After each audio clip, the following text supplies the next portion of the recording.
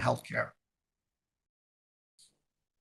So as we know that there is a growing medical data available, and this cannot be handled by manual process. So that's why AI in healthcare is very relevant to enable early diagnosis and alleviate late-stage burdens. We can see there are so many applications for AI in healthcare, starting from medical image diagnosis, drug discovery, personalized medicine, precision medicine, and so on. But for our research, we would like to focus on a specific subject, which is the medical image diagnosis. So within the medical image diagnosis itself, there are two big components. The first one is the medical data, and then there is medical imaging. So in AI, we call this as a multimodal language model. So it's not only based on the text, but it's also based on both text and images. The images including ultrasound imaging, radiographic imaging, and so on. This is the slide to explain about how the position of our research topic in the AI, in the big AI context. So we are using deep learning, especially for the medical analysis. We are using the technology. It's called CNN, convolutional neural network. It's part of the deep learning. So this is the methodologies from data collection until the model training. Actually, I already created the sample prototype for our project. Maybe I can give a quick demo on our group project. Go ahead. Yeah, okay.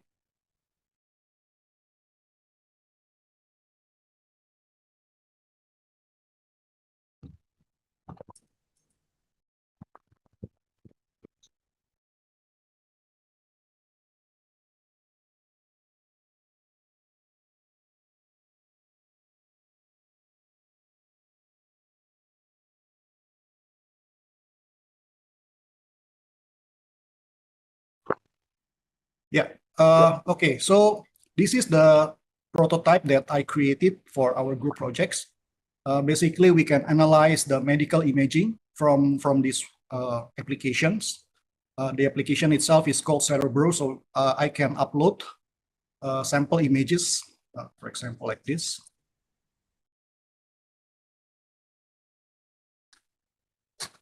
These are the sample images that I got from Google. For example, I open one of them. It's the normal brain. And then after I upload the image, I can put in the patient demographic. For example, the name is Simon, age 65. The sex is male. And then we can do the AI analysis.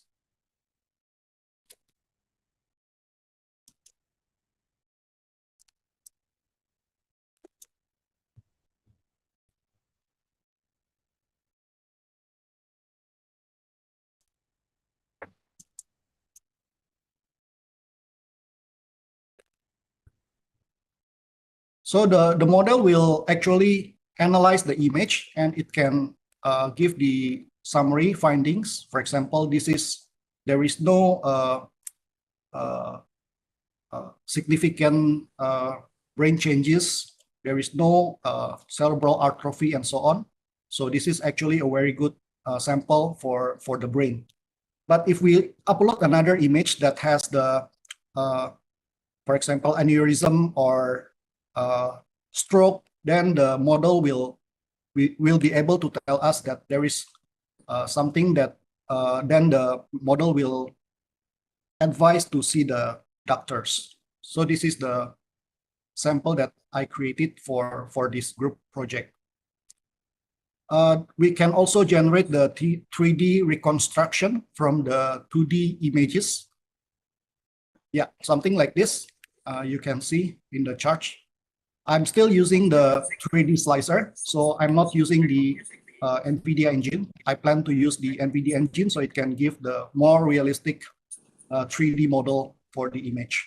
This is will be helpful to detect the location of the stroke. I think that's the short description about our group project. Thank you very much.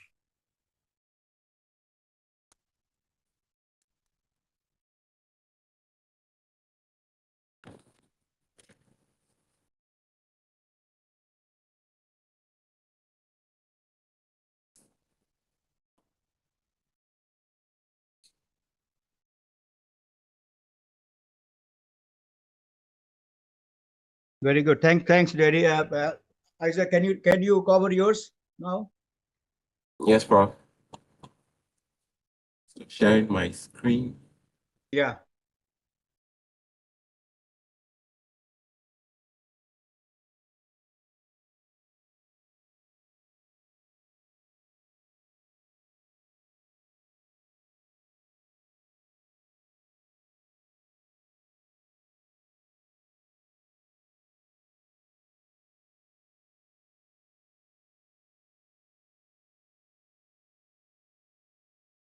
Please, can my screen be seen?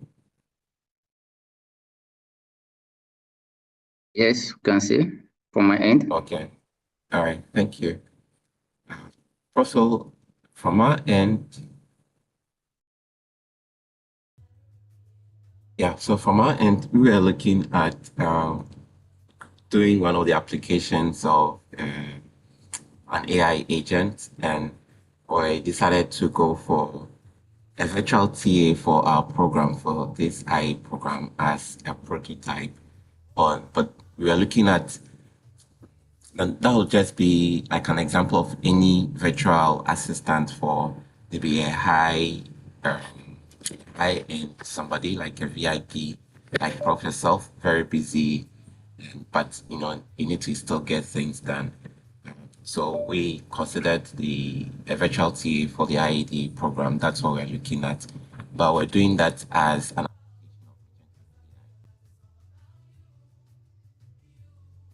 area of conversational. But we decided to look at some of the challenges of this, especially in academia. Some of the challenges in getting an update of concepts, what the lectures or what the professors teach, and all of that. So we looked at those challenges and opportunities for innovation that agentic AI presents in the field of academia, and then our own solution, what we propose as a solution to these challenges, and then a prototype of what we would like to do. So we gave, in our introduction, we introduced briefly agentic AI stack.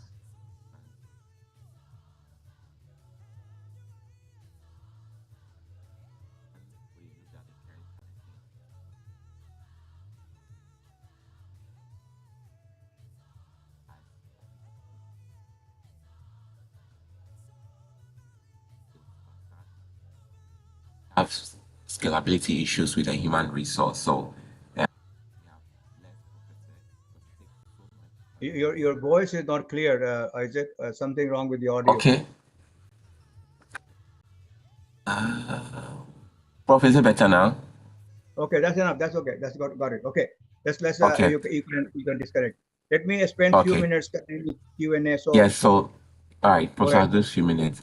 So scalability issues is one of the things. It takes so long to create an but we have a lot of students every now and then. So that's one issue. Then the administrative burden. We also have inconsistent reports because these profs are humans.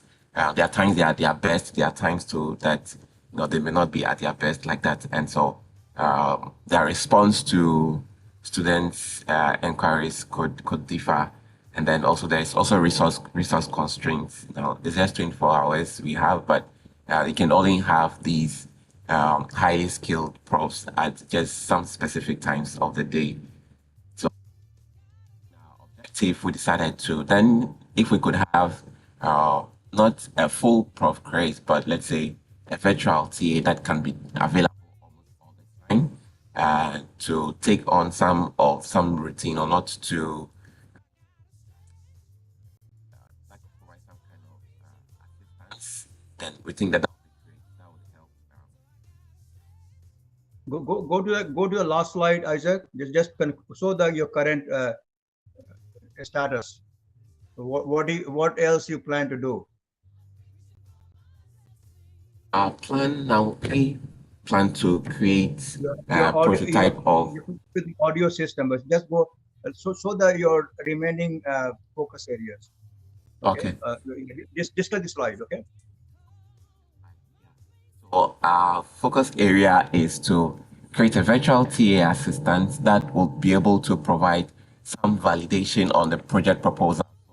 When the IEDE program starts and people are asking whether their project is in line with the objectives of the project, we have this virtual TA that can provide that quickly so that then they can move on with their first draft, and Prof, you can look at that and then also give your input on that. So if this is successful, be able to take that off your plate and improve the process so that more students can have quick feedback and then also move on with their project. So that's what we are looking at doing. Thank you, Prof. Thanks, Isaac. Very good. So let me summarize what Isaac and Daddy has done, and then for others, what the key message. And go ahead and disconnect your slides. Okay. Okay, Prof.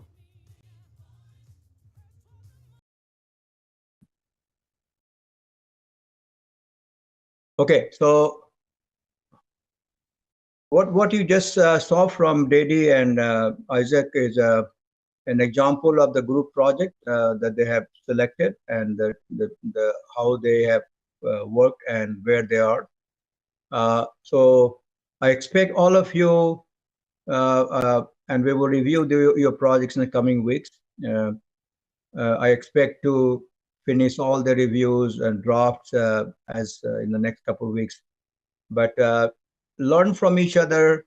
But again, as I said before, the key message in the group project is identifying a specific problem. Be very clear about the problem. Define the problem clearly, because any solution to any subject is first defining the problem itself.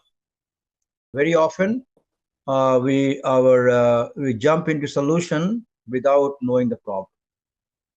And I can tell you from my own experience working in technology company for many years, most technologists have this problem.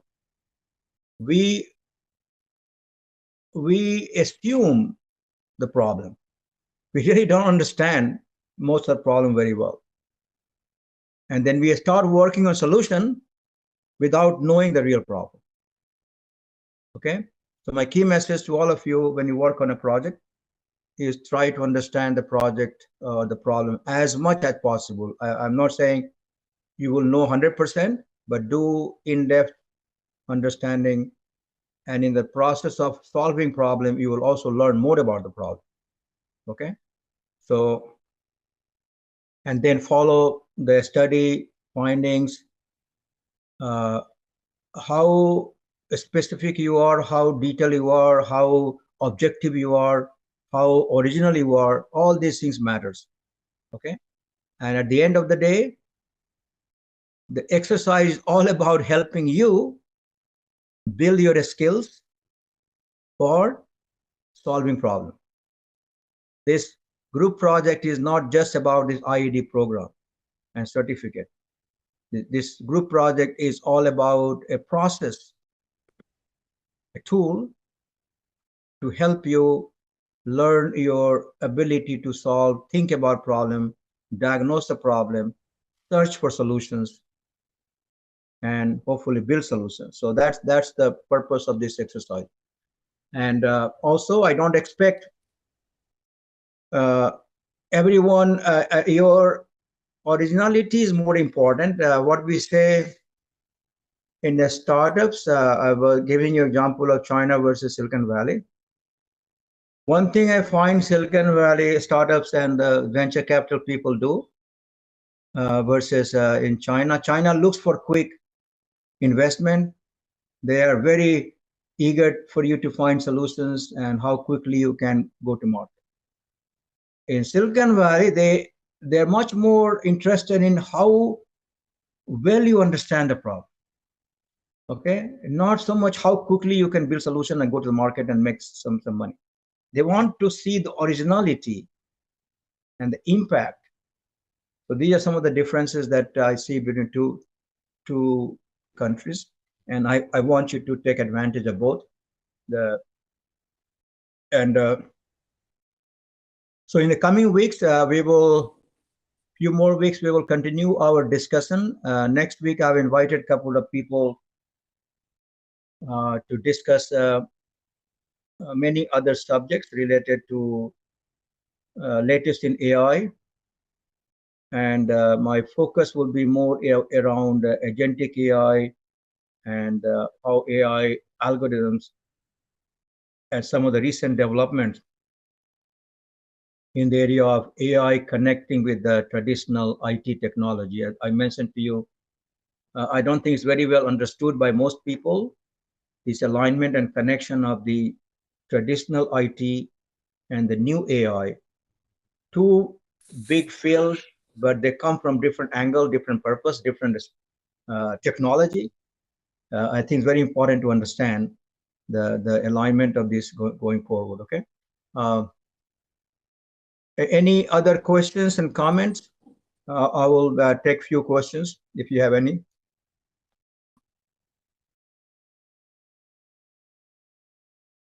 Yeah, Prof, please, when you look at the alignment of the two technologies, can you touch on the infrastructure requirements as well when you do? Thank you. Sure.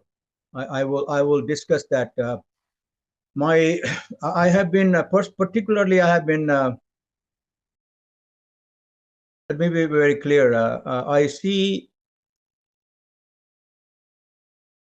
because I work very closely with the technology leaders here, and I see a lot of drive, urgency of growing their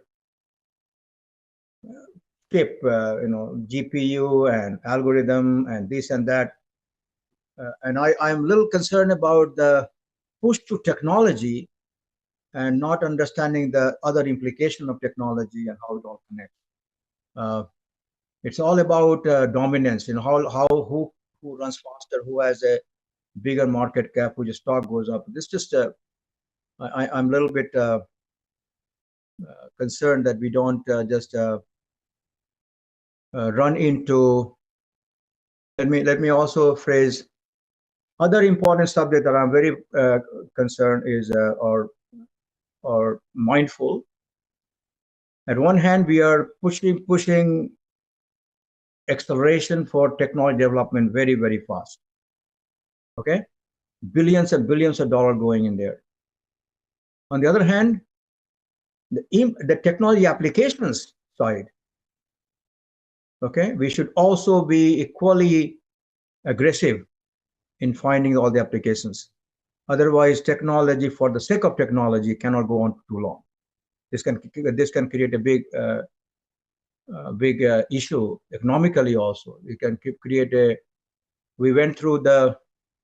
I'm not sure how much of you followed .com bust. At one point, same thing happened in telecom industry, right? Where we had a lot of buildup of the IT, computer, routers, switches, and telecom thought everything internet is going to run. And then we did not deliver all the promises. And they went through a major downturn of the whole telecom industry. And I'm concerned that I hope AI doesn't go into there. There's a lot of discussion about AI bubble. Are we creating AI bubble? Means a lot of focus on technology and stock price of the companies. NVIDIA has become $5 trillion company. I could have never imagined. I have mentioned to you NVIDIA very well. I know them in and out. This company, but GPU became the foundation infrastructure for AI, and everything Now they're all trying to build a lot more complex algorithm, complex models, and that requires a lot more compute power, right? I also feel that there is a need for a lot less compute power, lot simpler model to address simpler issues. Okay, so we need to find the right balance so we don't get too carried away to just making technology far more complex and far more exotic than what it needs to be.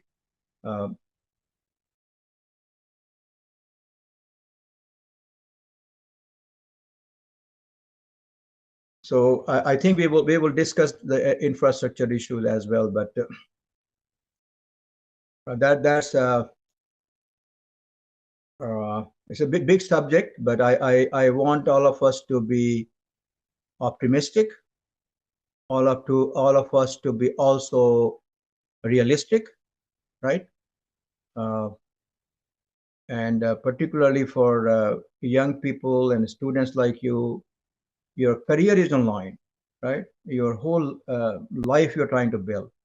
I want to make sure you get all the relevant skills, relevant informations, and do the best for your career, your success. Okay?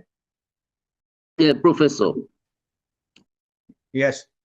Yeah, like what my brother said, Isaac, I want you to go through the slides, our work, so you can suggest where to improve more our project.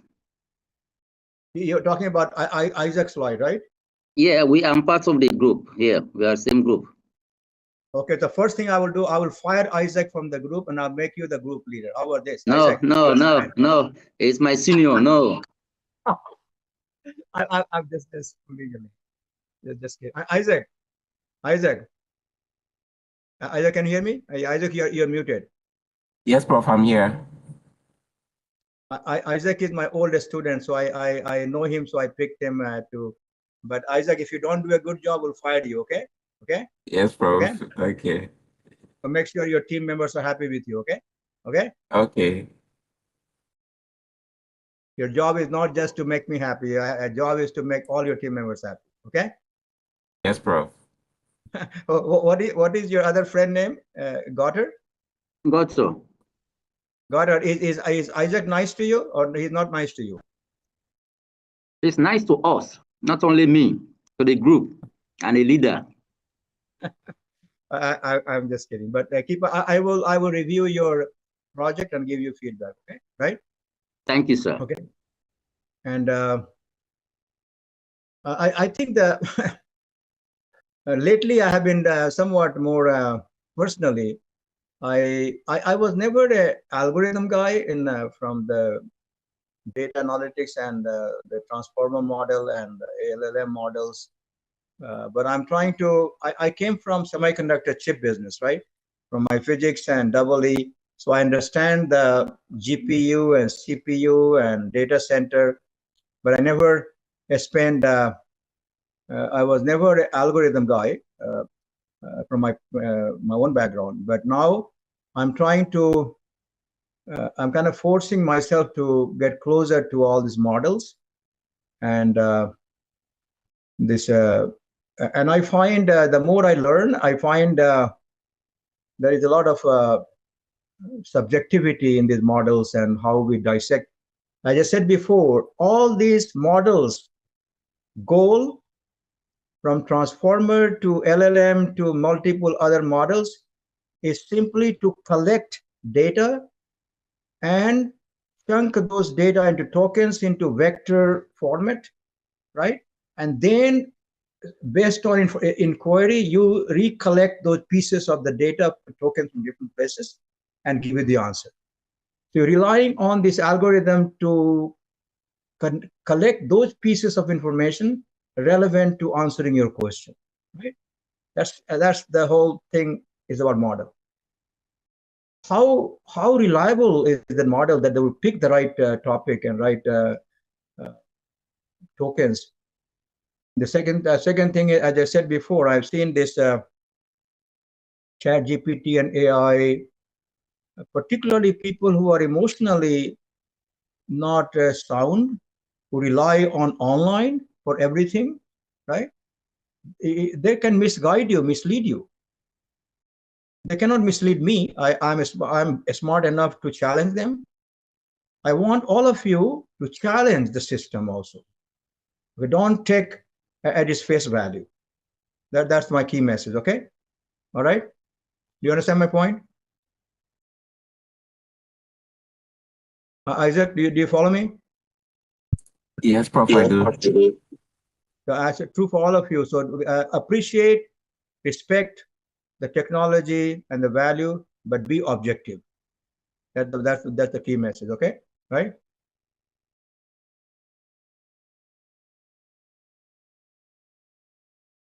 Daddy, any other input from you? He has been very involved into some of the projects. Okay, guys, any other last minute? We have almost 9 p.m. here.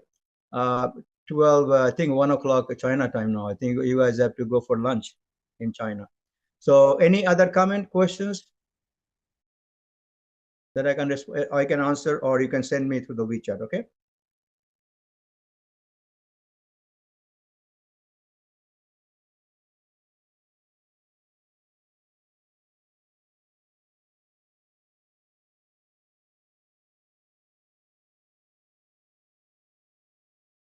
Okay, guys. All right. So take care, and I will see you guys next week. But all the best. And those of you who didn't get to present their reports, send me your draft before your next week, and I will pick few of them to discuss your updates. Okay.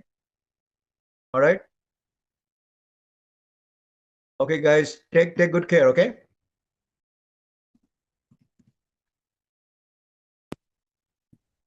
Yes, thank you. Goodbye, Professor. Good night.